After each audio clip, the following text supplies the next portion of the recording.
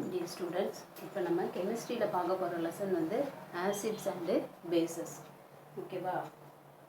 Acids and bases வந்து நீங்கள் செவன்த்லேயே படிச்சிருக்கீங்க. இன்னும் கொஞ்சம் அதிகமாக இந்த லெசனில் படிக்க போகிறீங்க, அவ்வளோதான். ஆசிட்ஸ் அப்படிங்கிறத அமிலமும், பேசஸ் அப்படிங்கிறத காரம்னு சொல்லணும். ஓகேவா? நெக்ஸ்ட் பாருங்கள், introduction. In our daily life, we come across the different food substances.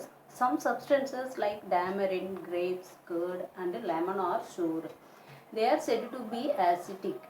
Some substances like sodium bicarbonate and soap are bitter in taste. They are said to be basic. நம்ம daily லைஃப்பில் நிறைய food ஐட்டம்ஸை பார்க்குறோம், சாப்பிட்றோம். அது பார்த்திங்க அப்படின்னா சிலது tamarin grapes, அதாவது புளிப்பு சுவையுடைய இந்த டேமரின் கிரேப்ஸு, கர்டு, லெமன் இதெல்லாமே வந்து புளிப்பாக இருக்கும். ஸோ இது எல்லாத்தையும் என்ன சொல்லுவோம்?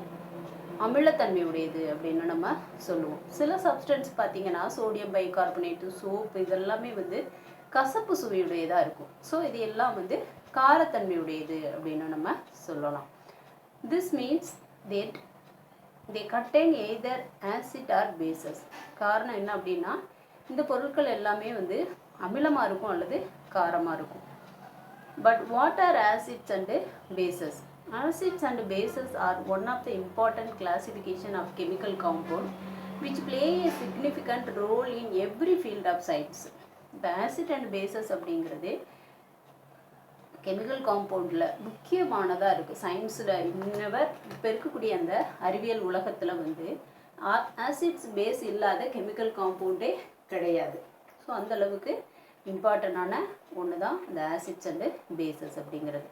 So acid and bases find application in various product from the soap used for shower to the vinegar in the kitchen. Acid and bases அப்படிங்கிறது நிறைய அப்ளையன்சஸில் நம்ம அப்ளிகேஷனில் வந்து யூஸ் பண்ணுறோம். ஓகேவா? நிறையா பொருட்களில் பயன்படுத்துகிறோம். இப்போ நம்ம யூஸ் பண்ணக்கூடிய அந்த சோப்பில் இருந்து நம்ம கிச்சனில் வினிகர்லாம் வச்சுருக்காங்க இல்லையா, அதெல்லாமே என்னது? ஆசிட் அண்டு பேசஸ் தான். Acid and bases are biologically, industrially and environmentally important compounds. For example, among the medicine we use aspirin is acidic and antacid are basic. So acid and bases அப்படிங்கிறது பயாலஜிக்கலாக, இண்டஸ்ட்ரியலாக, environmentally வந்து இம்பார்ட்டண்டான ஒரு காம்பவுண்டாக இருக்குது. அது example சொல்லணும் அப்படின்னா நம்ம யூஸ் பண்ணக்கூடிய மெடிசினான ஆஸ்பிரின் அப்படின்னு சொல்லக்கூடிய வலினிக்கு வந்து அசிட்டிக் தன்மையுடையது, ஆன்டசிட் அப்படின்னு சொல்லக்கூடிய அமிலனிக்கு வந்து பேசிக் தன்மையுடையது. சரிங்களா? Base. Similarly, many biological molecules are also either acid or bases. So biological molecules வந்து acids and basesல இருக்கு. ஆசிட்டாகவும் இருக்கலாம் அல்லது பேஸாகவும் இருக்கலாம். Dietary fats are acid and the chemical compound in DNA are bases. நம்ம உணவுப் பொருளில் இருக்கக்கூடிய அந்த ஃபேட் வந்து ஆசிட்ஸ் and chemical compound டிஎன்ஏல இருக்கக்கூடிய chemical compound வந்து bases. In this lesson we will study about the properties and uses of acids and bases, neutralization of acids and bases and acid base indicators. இதெல்லாம் நம்ம இந்த லெசனில் படிக்க போகிறோம். அதில் first one acids. Acids. The term acid is derived from the Latin word acidus which means sour. அதாவது அசிடஸ் அப்படின்னா சோர் அப்படின்னு மீனிங். இந்த அசிடஸ் அப்படிங்கிற வேர்டு வந்து லத்தீன் வேர்டு. இந்த அசிடஸ் அப்படின்னு சொல்லக்கூடிய லத்தீன் வேர்டில் இருந்து தான் ஆசிட் அப்படிங்கிற வேர்டு வந்து டெரிவ் ஆனது. Thus the chemical compound which have sour taste are generally called as acidus. So இந்த கெமிக்கல் காம்பவுண்ட் வந்து சோர் டேஸ்ட், அதாவது புளிப்பு சுவையுடையதாக இருக்குதோ அந்த கெமிக்கல் காம்பவுண்டை நம்ம ஆசிட்ஸ் அப்படின்னு சொல்கிறோம். All acids contain one or more replaceable hydrogen atoms in their molecules and when dissolved in water they release H+ ions. அதாவது எந்த ஒரு கெமிக்கல் காம்பவுண்ட் அல்லது எந்த ஒரு சப்ஸ்டன்ஸு ரீப்ளேசபிள், அதிலிருந்து வெளியில் இன்னொன்றுக்கு டிரான்ஸ்ஃபர் பண்ணக்கூடிய அந்த ஹைட்ரஜன் ஆட்டம்ஸ் இருக்கோ அல்லது வாட்டரில் டிசால்வ் ஆகும் பொழுது H+ அயன்ஸ் ரிலீஸ் பண்ணிச்சு அப்படின்னா அந்த சப்ஸ்டன்ஸை நம்ம ஆசிட்ஸ்ன்னு சொல்லலாம். For example, hydrochloric acid, sulfuric acid and nitric acid release hydrogen ions H+ when dissolved in water. So, hydrochloric acid HCl, sulphuric acid H2SO4, nitric acid HNO3, இதெல்லாம் அதனுடைய formulas தான் ப்ராக்கெட்டில் கொடுத்துருக்காங்க. இது எல்லாமே வந்து வாட்டரில் டிசால்வ் ஆகும் பொழுது அதனுடைய அந்த ஹைட்ரஜன் அயான்ஸ், அதாவது H+ வந்து ரிலீஸ் பண்ணும். அதனால் இது எல்லாமே என்னது தான், ஆசிட் தான். அதை ஃபார்முலாவை நமக்கு கொடுத்துருக்காங்க பாருங்கள். ஈக்குவேஷனோட ஹைட்ரோக்ளோரிக் ஆசிட் வாட்டரில் டிசால்வ் ஆகுது, H+ அயான் ப்ளஸ் குளோரிக் அயனாக மாறுது. இந்த HCl அப்படிங்கிறது H+ + Cl- நமக்கு பிரியுது. அப்போ H+ அப்படிங்கிறது ரிலீஸ் ஆகுது இன் வாட்டரில் டிசால்வ் ஆகும் பொழுது. அடுத்து சல்ஃபியூரிக் ஆசிட்டுக்கும் அதே மாதிரி கொடுத்துருக்காங்க. இன் வாட்டரில் டிசால்வ் ஆகும் பொழுது அதில் இருக்கக்கூடிய அந்த ஹைட்ரஜன் அயன் தனியாக பிரிஞ்சிடுது, அந்த சல்ஃபேட் அயன் தனியாக பிரியுது. அதான் H2SO4 அப்படிங்கிறது சல்ஃபியூரிக் ஆசிட்டோட அந்த ஃபார்முலா. வாட்டருக்கு வந்து H2O. ஸோ அதில் இருக்கக்கூடிய 2H+ அயன்ஸ் தனியாக பிரிஞ்சிருது, ப்ளஸ் SO4 2- அப்படின்னு சொல்லக்கூடிய சல்ஃபேட் அயன் வந்து தனியாக பிரியுது.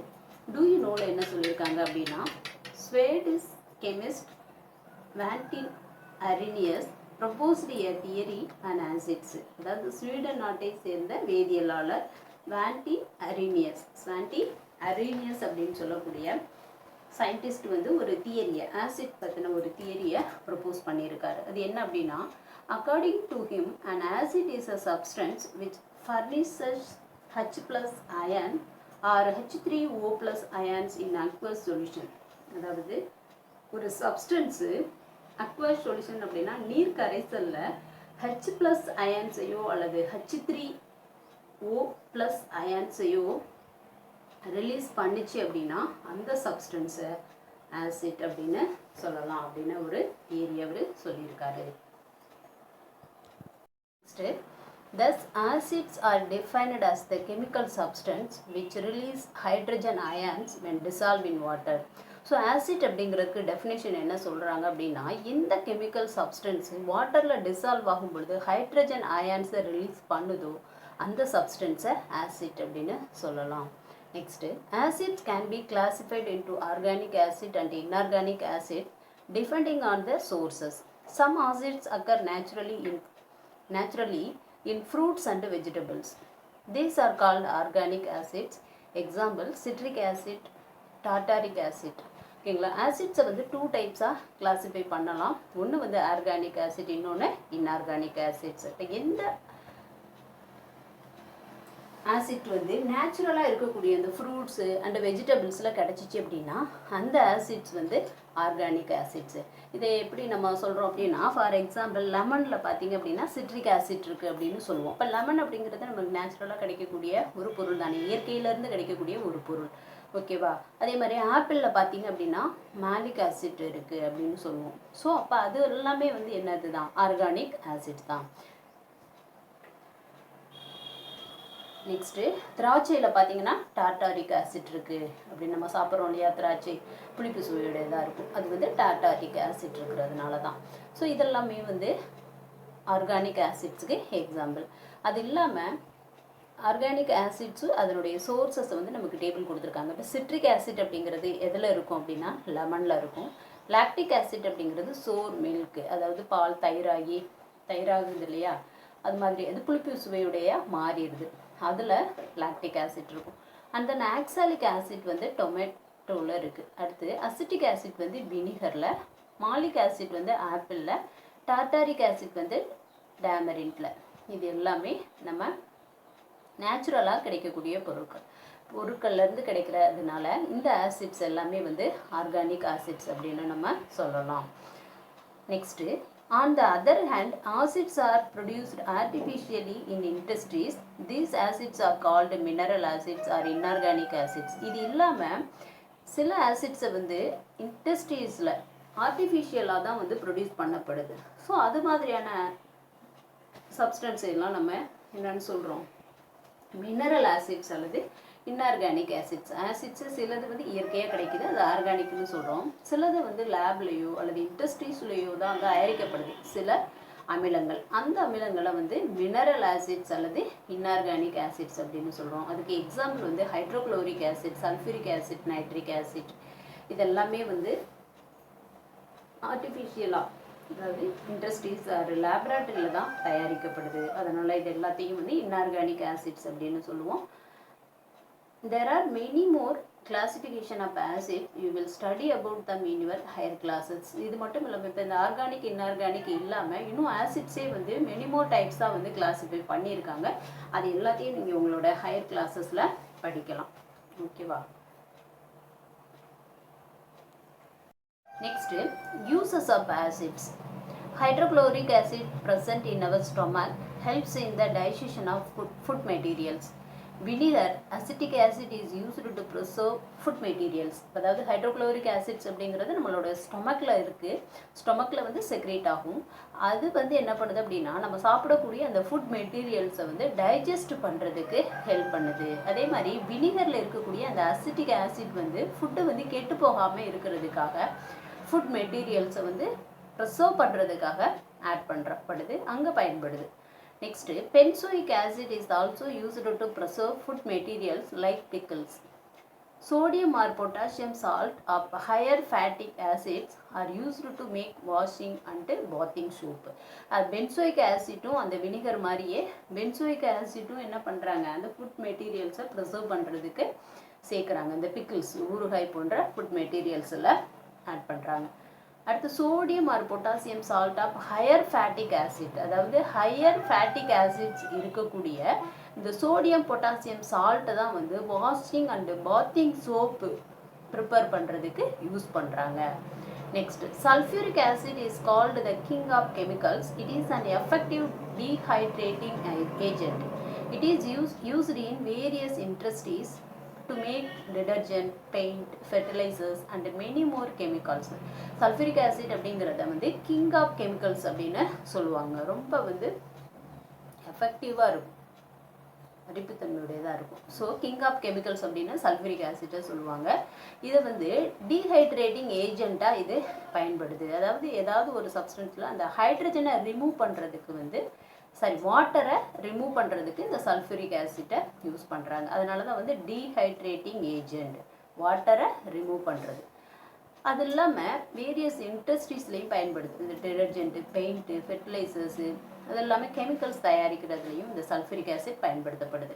Next, hydrochloric acid, nitric acid and sulphuric acid are important laboratory reagents.